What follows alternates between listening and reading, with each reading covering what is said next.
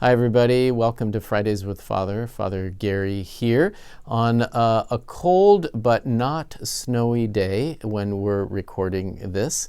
We didn't get the snowstorm that was predicted, and I have to admit that I'm grateful for that. Some of our kids at the school and certainly our faculty and our staff here in the parish office are not pleased that we didn't have snow, but I'm glad. I wanted to talk a little bit this week just about this time that we enter into now, this ordinary time. We've completed the Christmas season with last weekend's celebration of the Feast of the Baptism of the Lord.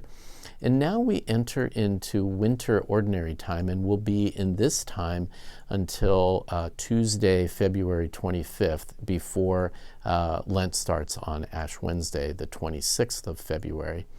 This time is called ordinary time because we count the Sundays. Depending on the year, there are either 33 or 34 weeks in ordinary time.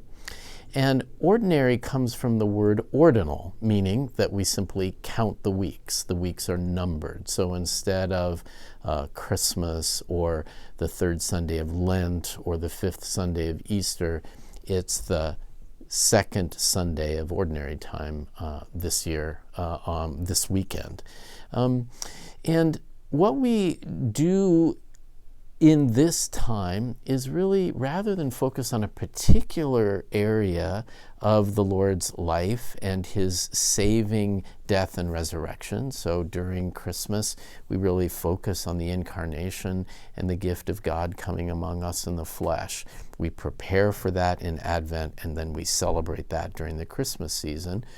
During Lent, we prepare to celebrate the victory of the Lord over sin and death once and for all. We prepare for that through penance, through fasting, through prayer, through almsgiving, and then we celebrate it for 50 days afterwards, starting at the Easter Vigil, and this year that'll be the evening of April 11th. But in ordinary time, every Sunday, we celebrate the Lord's victory over death and in his resurrection, and we're plunged into that reality every time we gather for Sunday Eucharist.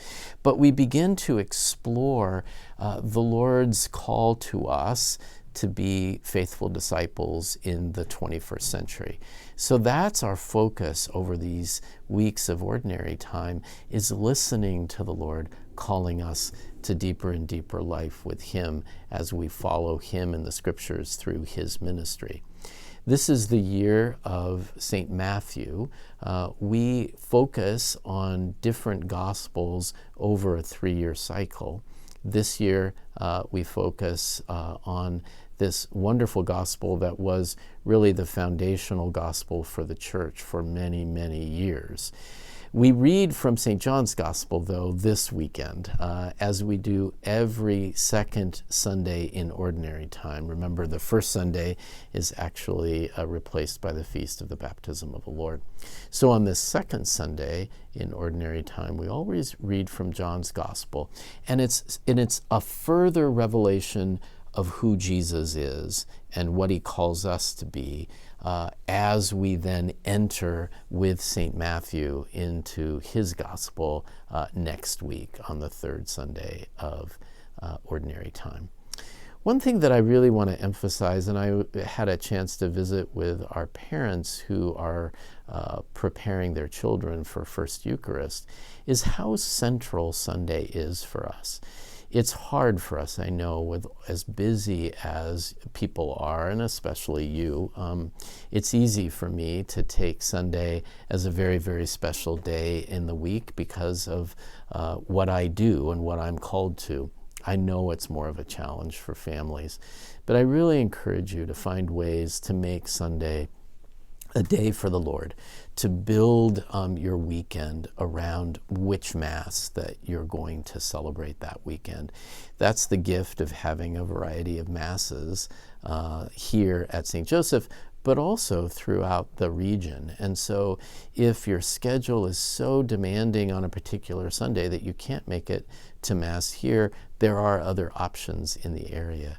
But this is what it is for us to be a community of faith, to gather Sunday after Sunday and celebrate the Lord's victory over sin and death once and for all.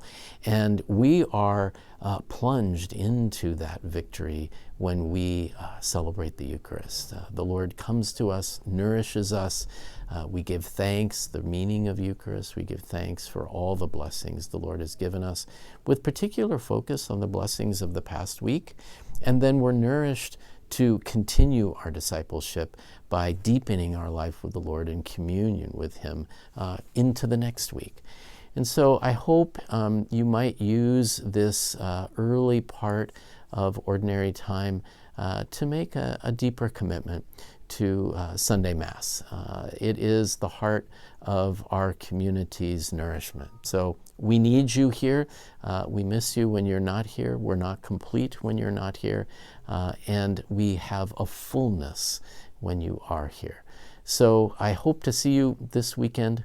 Thank you.